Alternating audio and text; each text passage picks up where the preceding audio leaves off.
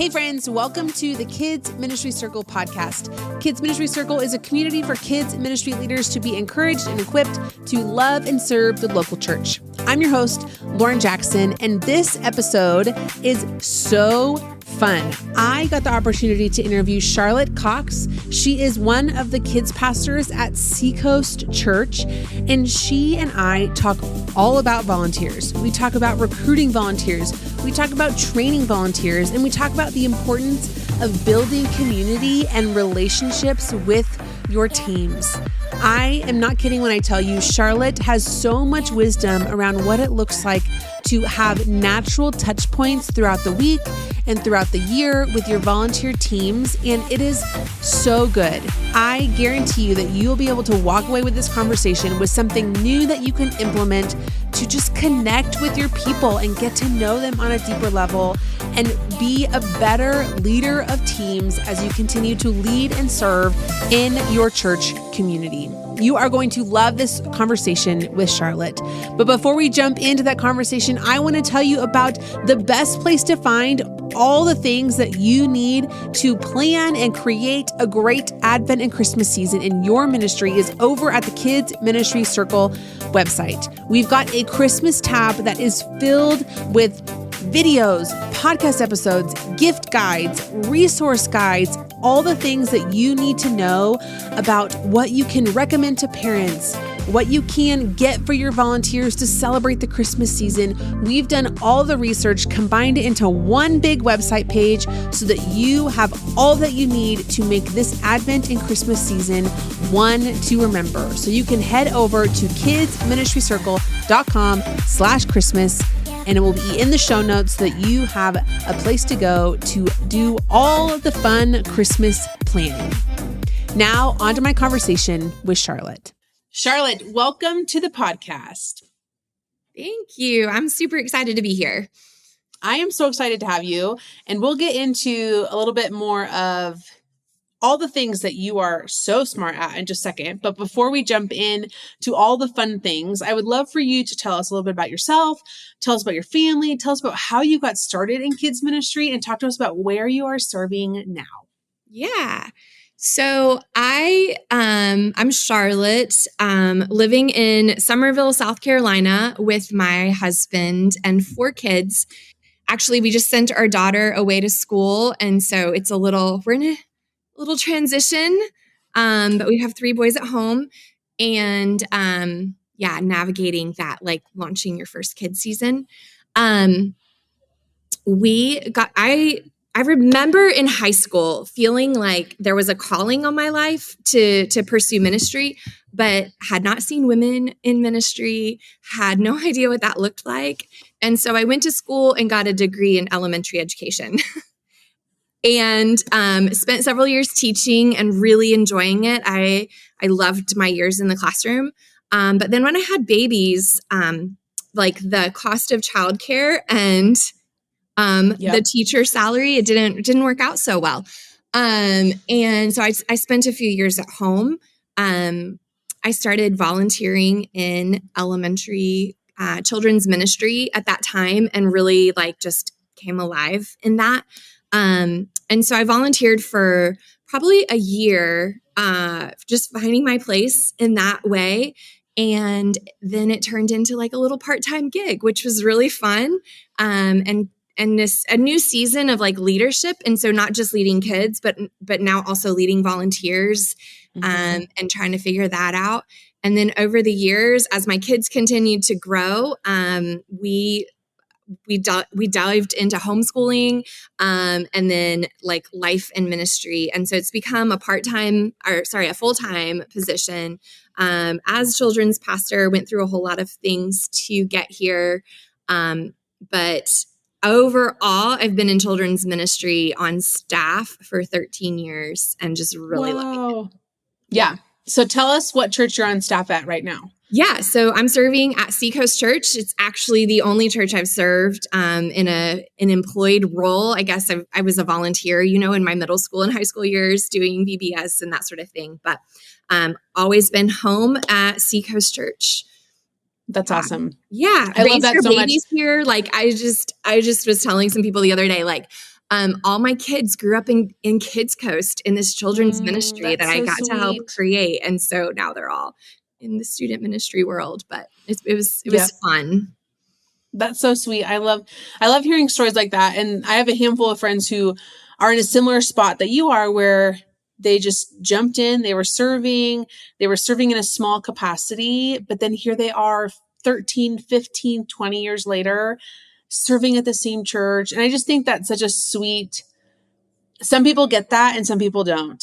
And when you do get to faithfully serve in the same church for that many years, it's just like, that's so sweet. I just love that story and your faithfulness to continue to serve, because I can assure you, or you probably can attest, that not all of those 13 years were like great. They haven't all been sweet, but it is a sweet spot to be in right now. Like, I genuinely love what I get to do. Yeah, that's so fun. So you mentioned earlier in your story, transitioning from not just leading kids, but now leading a team of volunteers. Yeah. And oftentimes people have this like weird transition phase where they're serving in a volunteer capacity, and then they join staff and they're like, wait, I really enjoyed being with kids and now I have to lead adults. They're like, what is this? What do I have to do now? And sometimes that transition is really hard, because you loved being in the classroom with kids and you loved getting to interact with kids, but so much of kids ministry, and I think this probably hits a lot of kids ministry leaders, but so much of kids ministry is not kids.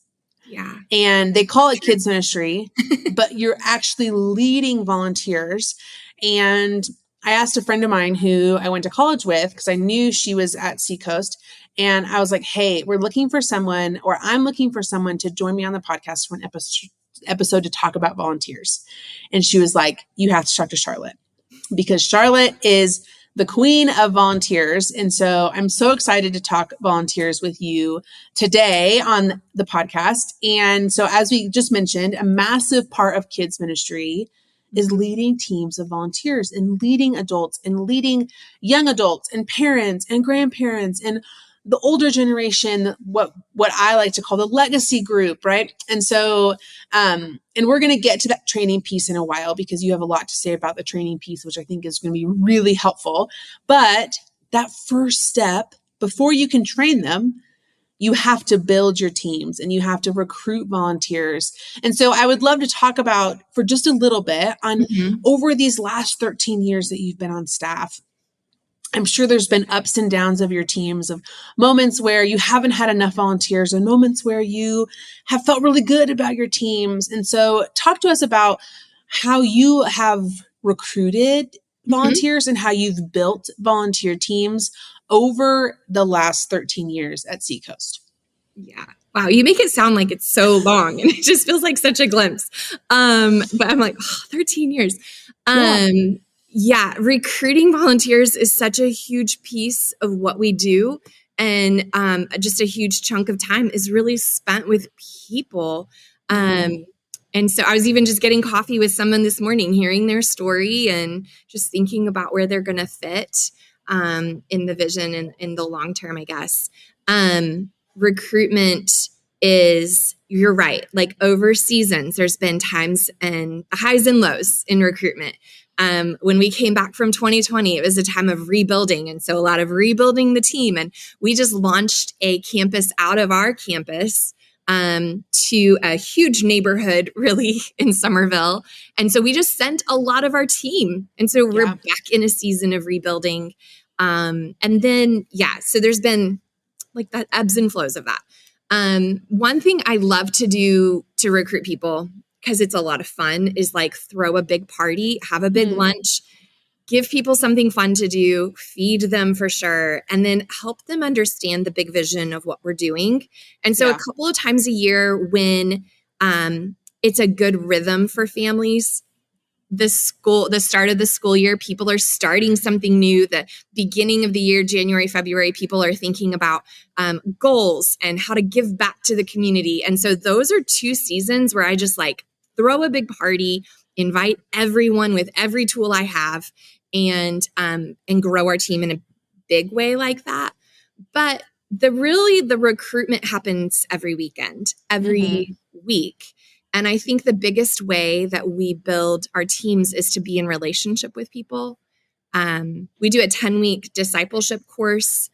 It's called Rooted. I know there's churches, that use that. And I love Rooted. I didn't realize this, but I signed up to lead a group of Rooted women. And we got to the end of the 10 weeks and there were these women who wanted to continue to be a part of my life and wanted to come serve with me. And I was like, well, this is really cool. So I did it again. Yeah. And I just keep doing it because it's helping me develop relationship with people, with teenagers, with, like you said, with an older generation, and really helping people find their place in community and give them purpose. And that's what really, that's what Jesus does with us, right? He shows us we're valued and that there's something bigger for us to be a part of. And so I really do think it's, I was leading my team and I'm like, I want you to be at every women's event. We're going to be at all the prayer things. Like, we're just going to show up and be present at everything that's not within our job description. Because that's where we build community and build relationships. And always with a smile on our face, because it's such a huge part of presenting what we're doing. We're not presenting a sinking ship like we're desperate for you. Yes. Even if we are, we're just presenting like this really positive, hope-filled experience where every generation can come together under one ministry to be the church of tomorrow by starting something today in the lives of boys and girls. So, I think that's so wise, because a lot of times kids ministry leaders, there's this tension, right, of caring for the team that you have. And that's important. Yes. But also don't ignore or forget the greater community, the greater church community. And maybe you don't have a Rooted program, but maybe you have home groups. And what does it look like for you and your family, or you to be plugged into a home group or a small group or whatever your church calls them, or men's and women's Bible study? Lead a table at men's and women's Bible study, or whichever one you fit in.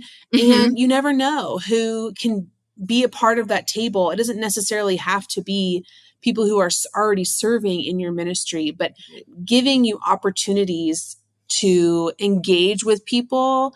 And I know sometimes Sundays are so busy. I hear over and over again, on Sundays, I don't have time to connect with people.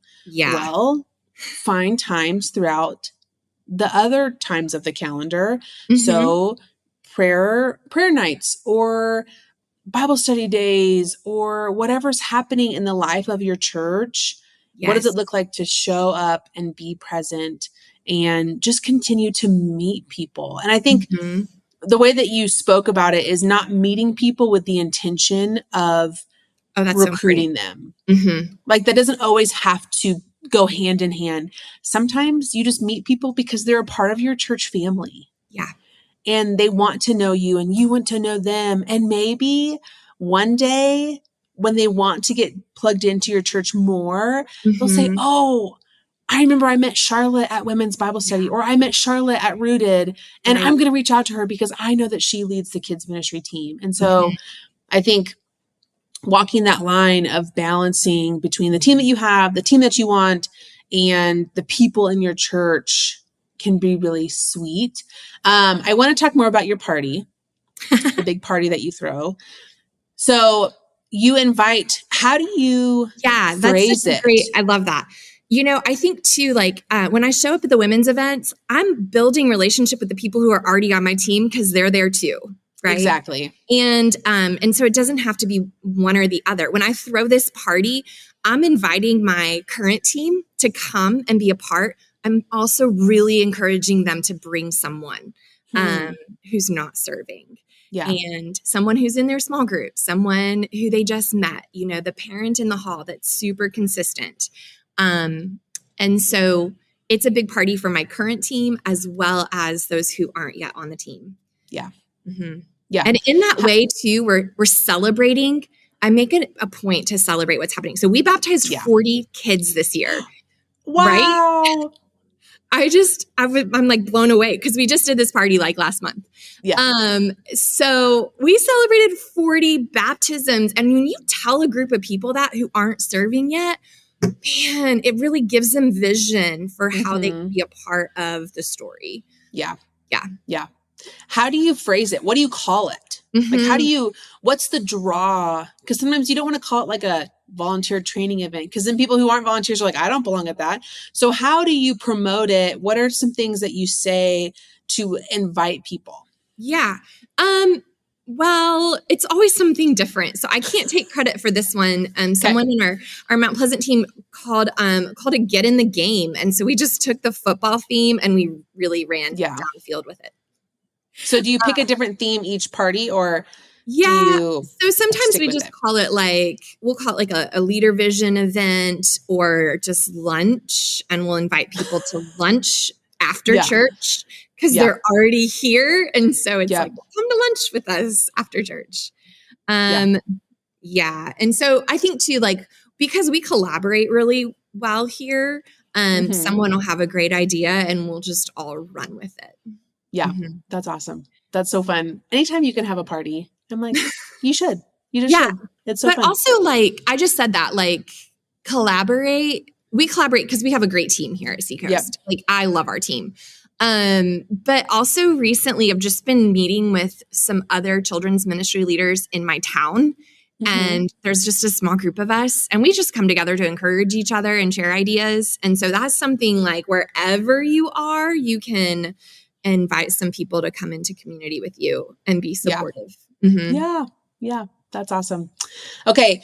Now we're going to switch gears a little bit and touch on the training piece. So when we chatted before we jumped on to record, so much of your heart is training your team specifically around safety. And so I would love for you to talk about this piece. Talk to us about how you train your team for safety, maybe how this came about. So give us some background on how you got into this training side of volunteers, but specifically that safety piece. Awesome. So early in ministry, I learned about an organization here in the Charleston area called Darkness to Light. And so I went through their training program and really appreciated the way that they train people to be safe. And so I just jumped in. I think, another thing, I don't know, a little nugget, I think to be really good leaders of volunteers, it's helpful for us to be volunteers. And so we've been intentional with our family to volunteer outside of our church in different organizations. So Darkness to Light is one organization where I've been a volunteer for several years, in that I'm a facilitator for their program. It's called Stewards of Children. So it's just a safety training. And so there's some principles that come from that that I've been able to just implement in our children's ministry so that we can have safe environments. So one thing I think it's important for people to understand is that 90% of children who are sexually abused are abused by someone that they know and trust, which is staggering because it really breaks down that image that we have of the creeper on the playground, right? If we understand kids are hurt by people who they trust, then how can we be safe people? Because we often are just given trust. Yeah. So there's a couple of things that we implement. One is we're very particular about eliminating situations where kids and leaders can be in a one-on-one environment, right? So we don't open a room until we have at least 2 leaders present. We take a look through the hallway and we're locking doors that are not in use, or, closet doors and things like that. So we're just understanding where people might be in a one-on-one environment or situation, and we're just eliminating those. Yeah. We also talk about that, right? So when we're training a group of people to serve at VBS, we call it Kids Camp. I talk about it. I'm like, I don't ever want you to be alone with a kid. And you know what? That's all I have to say, because everyone in the room knows what I'm not saying. Yep. I'll be alone with a kid. But I've also given them permission that when they see someone alone with a kid, now they have some language like, hey, remember what Pastor Charlotte said? We don't do that. Or I've invited them to come talk to me to say, hey, this is something you might want to be aware of. we talk about our bathroom policy. So our elementary rooms don't have their own bathroom. We use our public bathroom. So we just take a field trip and we tell the adults, hey, I need you to wait until the kids are out, with a smile on our face. And sometimes they don't like it, but they'll get over it. Yeah. And I don't have to say anything else because really they understand. And so we eliminate those one-on-one situations. We train our people regularly to say we don't have one-on-one situations. We always have double accountability. And so we're not afraid to talk about it in every kind of setting. Whether I'm having coffee with someone who's about to come onto the team, I'm like, hey, this is our policy for protecting children. And I'll just list, a few things to let them know that we have a policy to protect children. Another thing that we do is we do background checks before people are allowed to serve or observe in our environments. We do reference checks. We have an application for them to fill out that helps us understand why they want to serve in children's ministry. It also gives them space to express their concerns. So recently I had a gentleman say, I'm concerned about what people might think because I'm a male. And so I've been able to partner him with another male who's just super popular and friendly and give him a safe place too. Yeah, that's awesome. I like that what you just said about the application not only serves as we want to know about you, but also we want to hear what you're thinking and how you're processing serving in kids. And so I think that's a unique way or a unique thing to put on the application.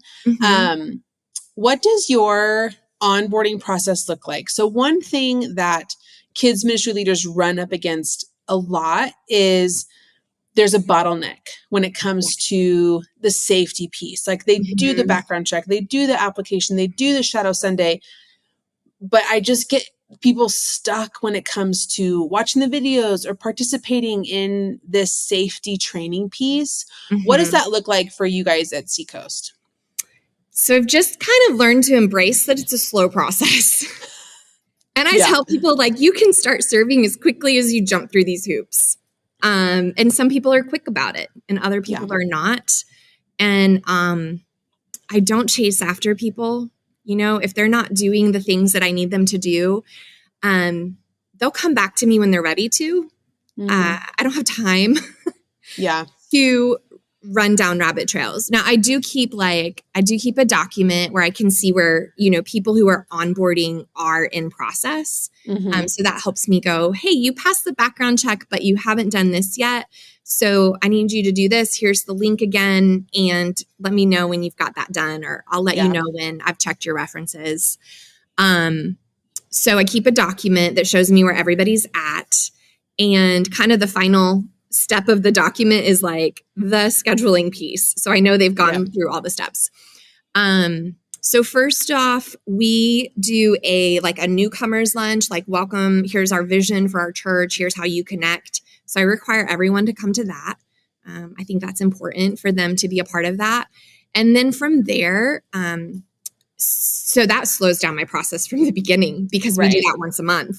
And if people express interest, I'm like, your first step is this.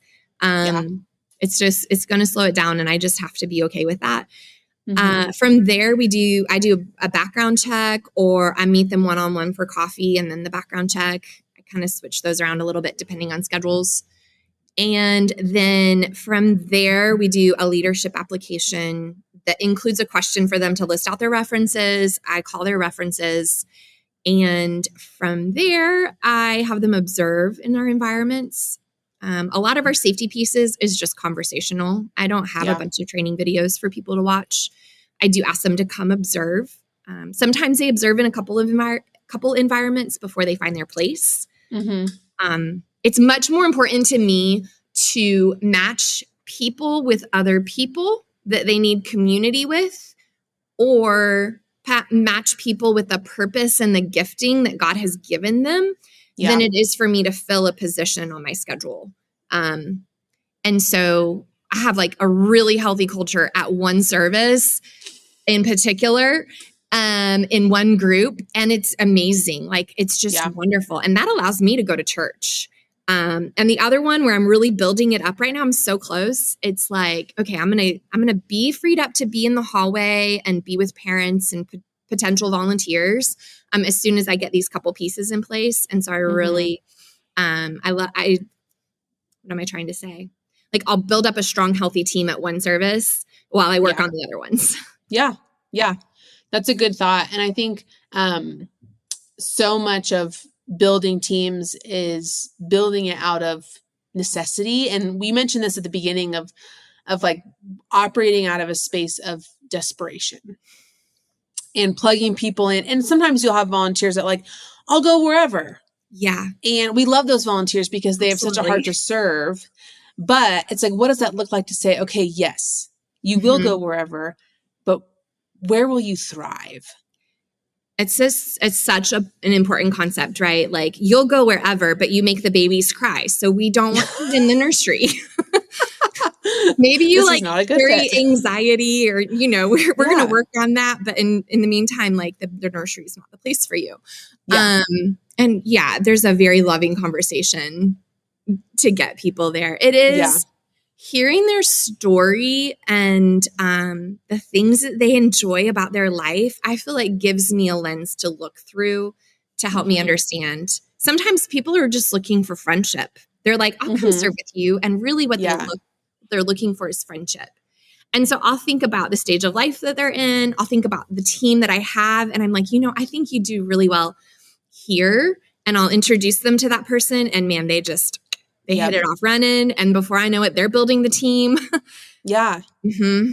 That's such a good thought too, because I think about like my own church and those ladies that serve in like nursery and toddlers, they're like all BFFs, which like as a parent of a young child, when you just feel that when you go to drop off your little one, you just feel like, oh, these people love each other and like they're friends and they're maybe not like best friends that hang out and text all the time, but maybe they just love spending time together on Sunday mornings. And that just creates such a fun environment that makes parents feel better about leaving their kids with them. But then also I think about the times where in grade school or preschool where small groups have decided to serve together.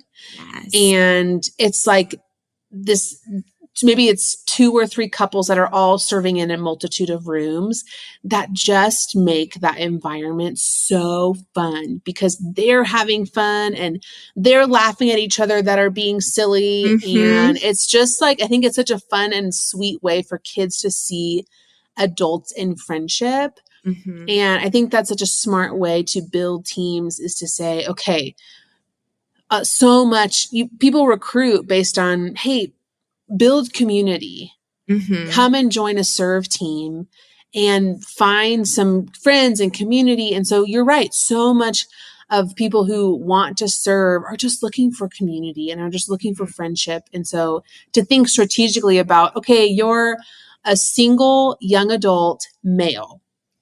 Let's find you some people that you can build a friendship with because then they're going to stick around. It's just like when you're serving alongside people and friends that you enjoy serving with and look forward to serving alongside, you're helping them with the retention and the longevity of them serving. And I think that's so smart. It's really fun to see because you're right. Parents really do pick up on how it feels. And when there's this positive, energetic environment, it's contagious. Yeah. Yeah, for sure. Okay. So talk to me about kind of maybe your annual rhythms or like you've walked us through your onboarding process, which I think is really helpful. And I like what you said about how so much of the safety pieces just come up in conversation. So as you're walking the hallways, as people are observing, you're saying, well, here's our bathroom policy and here's something to think about. But talk to me about like, maybe you do an annual training or what does that look like for your ongoing teams? Another hurdle kids ministry leaders often run into is just getting people to show up. And especially when it comes to the safety training piece of reminding people of these policies and procedures that you want to follow, things like ratio numbers and making sure that you are not alone with a child at any point throughout the morning. So all of these reminders, what does that look like for the ongoing team that you have? Yeah, that's really good. One thing I was thinking of as you were speaking is we just introduced a new position, the hall monitor position. And this is someone who honestly, she wanted to serve, but she really didn't want to be in an environment. So she was struggling with like, what does it look like for me to serve? She's also an EMT. And so we were like, what does it look like for you to be in the hallway and just be friendly with our dream team and get to know them? And so she started to like step into rooms as she's building relationship with people. So it's super precious, but like, there is like that safety piece of like, and that just an extra layer of accountability and vision for someone just, being helpful in the hallway. Our annual rhythm, I would say we take like those two kind of key times of the year when people are really interested in getting on board. The beginning of the year, like January, February, and then the school year, August, September.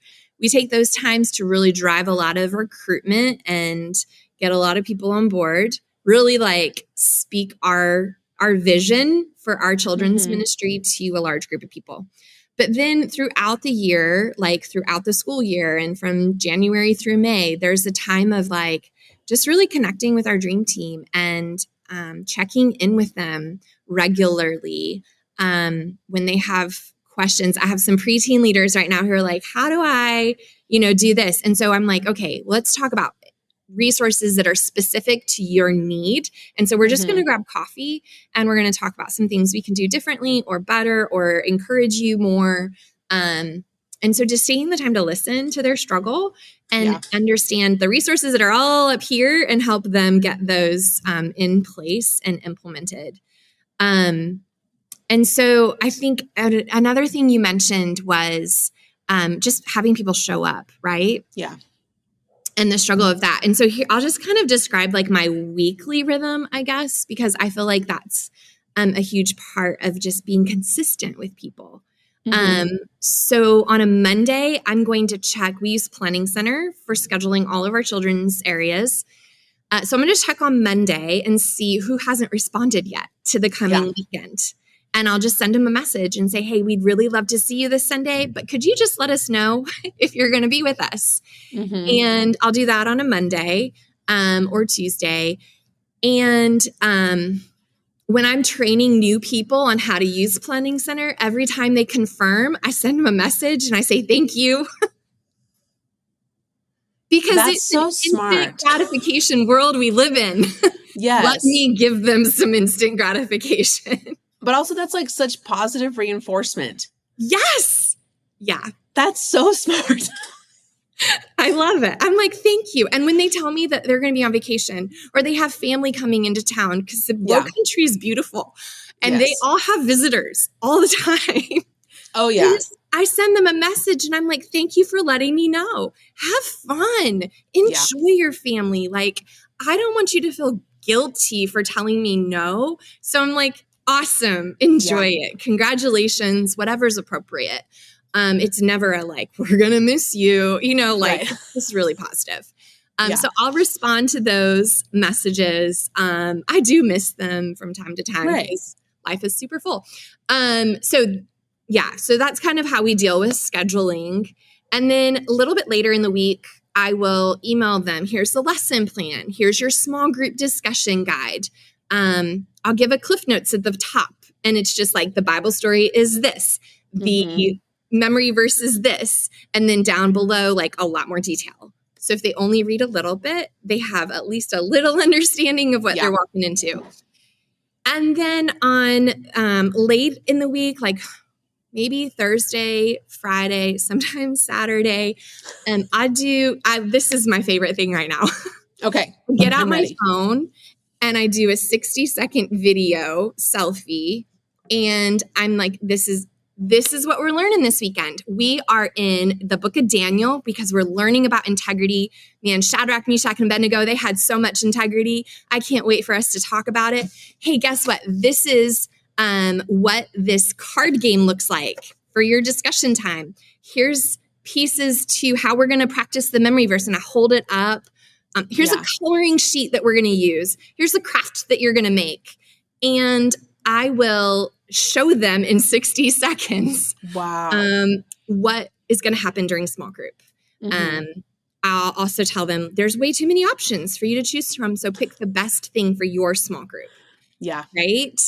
And then if there's like something happening, there's a sisterhood, a women's ministry event. I'm like, hey, I'd love to see you at sisterhood this week, or things like that, inviting the men. I'm like, have you been on the men's hike? Because when they do those things, they are better in children's. Like, we benefit in children's ministry when they're an active part of the church. And so I just encourage that all over the place.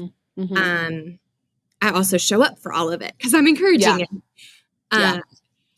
So that's kind of my weekly rhythm, is like setting the expectation in the beginning of the week. Like, I'm looking forward to seeing you throughout the week, giving them like, here's the things you need to know. I want them to see my smile and be like, I'm excited to see you this Sunday. Here's what we're going to talk about. Yeah. And I send that. We have a group text for each team. So our elementary team has a group text, and man, they drop prayer requests in there. If there's something going on in their life, they're asking for prayer. If there's something to celebrate, we're celebrating it together. So it's also just this place where life happens, as well as educational. Here's what you need to know for the weekend. Yeah. So, yeah. I think I love that. Thank you for sharing your kind of like week at a glance. And I think that's really helpful, because I think sometimes kids ministry leaders are like, how do I find rhythms? How do I put rhythms in place where I can connect with my volunteers? Yeah. And simply sending a text and reminding them of what you're learning about this weekend, all of those things are really helpful. And I have found over the years that when you are building relationships with the volunteers, they're more likely to read your emails. Yes. Like, if you're just sending random emails here and there, whenever you need to get out a big thing of communication. Right. And they're like, oh, well, I don't hear from Lauren that often. It can't be that big of a deal. Like, it's like not important, or it's not at the forefront of their mind. It's kind of like when you're texting with people, and I'm not a very good texter. Sometimes I forget to respond, but you know who I do respond to? My best friend and my family and the people that I have an active, ongoing relationship with, where if someone's texting me a question, or maybe someone who I don't talk to as often, it's often like, oh, I read that text and I forget about it. And I think the same thing goes with your volunteers. It's like, the more that you communicate with them, the more they're going to communicate back. And I think that's what your week at a glance can show people, is like, hey, I have all of these natural touch points with my team. And it may not seem super personal. Like, everyone's getting a 60-second video. And so it's I'm not just like sending one to the whole group. And so it's not like you're saying, hey, Charlotte, I'm so excited that you're going to be serving this weekend. Here's all the things you're going to do. It's like, no, hey, team, everyone's getting this video, but still, that's a touch point with them. And I think that helps cast vision. We say a lot that your volunteers have vision amnesia, because they don't think about it as often as kids ministry leaders do. They think about it on Sundays, maybe. And so you have to consistently put that in front of their face. And I think that same thing goes with the training piece. It's like, every Sunday you weave that into conversation, and you talk about it, and you remind kids, like, things like, hey, don't forget to collect those tags from parents, or don't forget that we, in our classrooms, we don't do lap sitting. Your kids don't sit in your lap, or we do X, Y, and Z. Like, all of those things can be weaved into conversation. It doesn't need to seem like this intense training have to be hour-long training. I think too, when we're communicating with them, like you said, there's so many things that we can communicate. I try to limit it to what's valuable. You know, if I need their help with something that's not KidMin related, I try to put that in a different channel of communication. Interesting. And so but then also too, like, I'll communicate with them individually. You know, someone just isn't their normal self on a Sunday. And so the next day I'm like, hey, I noticed this, and are you okay? Is there anything we can do Yeah. to support you? And so really kind of just knowing people. Mhm. Yesterday, this sweet woman came in and she was really late. And she serves in the nursery, and she came in and her face was so downtrodden. And I just said, hey. And she's like, I'm so sorry. And I said, it's okay. Is it better for you to just go to church now and not serve in the nursery? Like, is that okay? And she said, I would really appreciate that. And then later she sent me a message and just said how meaningful that was to see her where she was at and understand and make space for. And so it's hard to do that when you're in a crunch and you're like, I really need people. It's hard to have that perspective and that attitude, but man, it really builds a team to have that attitude and perspective. Yeah. So I can imagine that sometimes that people who are listening may be like, well, Charlotte's been here for 13 years and she knows all these people so well, and she's been able to build these relationships. What is your encouragement for those leaders who are in a brand new role, or maybe they've only been there for a year or 2 years and they just feel like they keep hitting roadblock after roadblock when it comes to building relationships with teams and building teams? So what would be your encouragement, or like, where do people begin?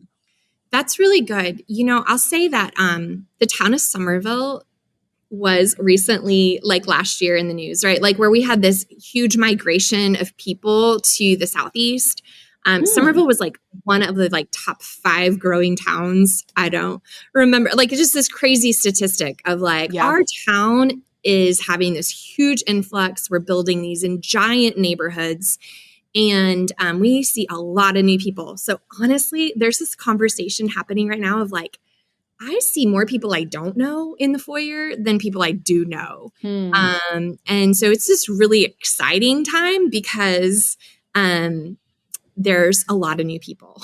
Like I said, we launched a campus because it's just growing so much. But here's my encouragement, because there have absolutely been dry seasons where it's just been painful to like get up on Sunday morning.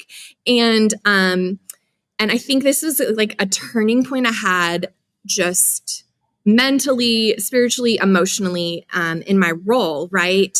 There's a verse in John that whoever believes in me, rivers of living water will flow from within him. It's on my wall. And as I think about that idea of living water in a physical sense and in a spiritual sense, like people gather at the side of, you know, like epicenters, like towns are built at the edge of water. And I just thought like, I just started to think about that and really pray about that for our community, for our town. Like, what does it look like for my life to be that? And thinking about all the implications of that. And so here was where I guess I arrived after a lot of dwelling in there. Community is vital. And it was really easy for me for a lot of years to be friendly with everyone and friends with no one, and just accept this lonely place, almost like a badge of honor. Like, this is who I am. And it was not healthy, right? And so I feel like God opened my eyes to that. And he began to bring some people around who we just started to cultivate this relationship where I could have a safe place to be myself. I wasn't looking for people who serve in children's ministry because I didn't want people I lead to be a part of this community. I just wanted a safe place to be myself, to be real, to be honest, but also to be challenged. Like, invite you to speak truth to me when I'm wrong. And we just started cultivating like this, like for our family, a place where our kids could be real, because pastors' kids, that's a whole other episode. There are 4 of them. And so we just started creating this place where it's like, okay, we're going to create a safe place where we can be real, where we can be challenged, where we can be loved, where we can be encouraged. And goodness, like it has just brought me so much life. Some of them are serving in children's ministry now, even though that wasn't the point. And so what does it look like for you to cultivate a community where you can be you and be safe and be seen and loved and encouraged? I mentioned earlier, like there's some children's ministry leaders in my town who we just will gather for lunch, and it's once a month. So it's not like a huge time commitment, but we're encouraging each other. We're being seen and known. And so even if you don't have like this mega church of support, there's still a place to find that. And then we looked for it within families, within our own church too. Other people who are raising teenagers, because that's a whole other thing too. And so, we just found this treasure really of a safe place. And that I think is a huge starting point. So that when you're in the dry seasons, you've got somebody loving you, making you dinner, praying for you. That's huge. Yeah. That's so encouraging. Okay. I'm going to ask our last question. And I feel like these questions are similar, but you may have different answers. So our last question that we always ask is, if you were talking to someone who is brand new in kids ministry, what would be your words of encouragement or advice? Yeah. So I would say, like, get that community for yourself. It might start with strangers and people who aren't your besties from, many, many years. But I think pray, and ask God to bring people into your life who are going to be able to tell you the truth when you're wrong and who are going to be loving you when you're having a hard day. And so really cultivating that community, I think from that flows like all the other things. Yeah, that's so helpful and encouraging. Okay, Charlotte, I thoroughly enjoyed this conversation. I am so thankful that you were able to share your wisdom with the listeners, and hopefully people were able to take some of that away and be able to put it into their own ministry context. Any last words, any thoughts, are you on social media? Where can people find you? Where can people follow you?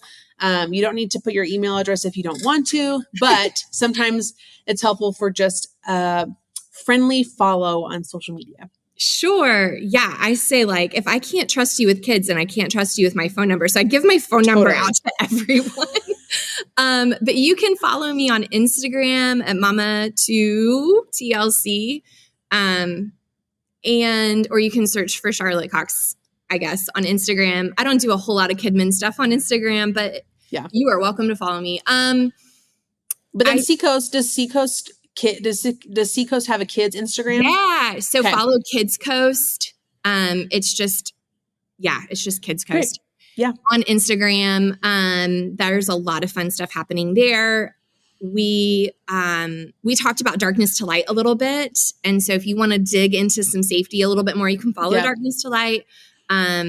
Absolutely. And you can DM me if you have more questions. You want to talk about that? Yeah, we'll link all the things in the show notes. So we'll link to all the Instagram profiles, and definitely we'll link to Darkness to Light. So people who are in the area, is that just specific to your area, or do they have different like chapters? Great question. There are facilitators all over the world. So we can find a facilitator near you. You can just have a conversation. You can invite them in for training your team, all that kind of stuff, helping you with policies. Perfect. Awesome. So we'll make sure we link those so people can find those facilitators near them. Well, Charlotte, thank you so much. It was such a gift to have you on the podcast today. Thank you, Lauren. I really enjoyed this. I appreciate what you're doing. Friends, I hope you enjoyed that conversation with me and Charlotte. One thing I loved about this conversation is that she has created so many natural touch points with her teams that she's able to build community by sending a text or making a phone call or grabbing coffee. And she's built these rhythms into her week so that she doesn't have to think about it. It's already natural on what she does on Mondays and what she does on Wednesdays.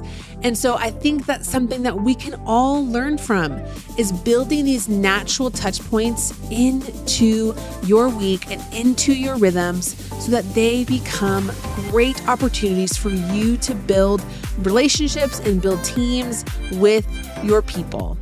I hope that you were encouraged and more equipped by this conversation with Charlotte.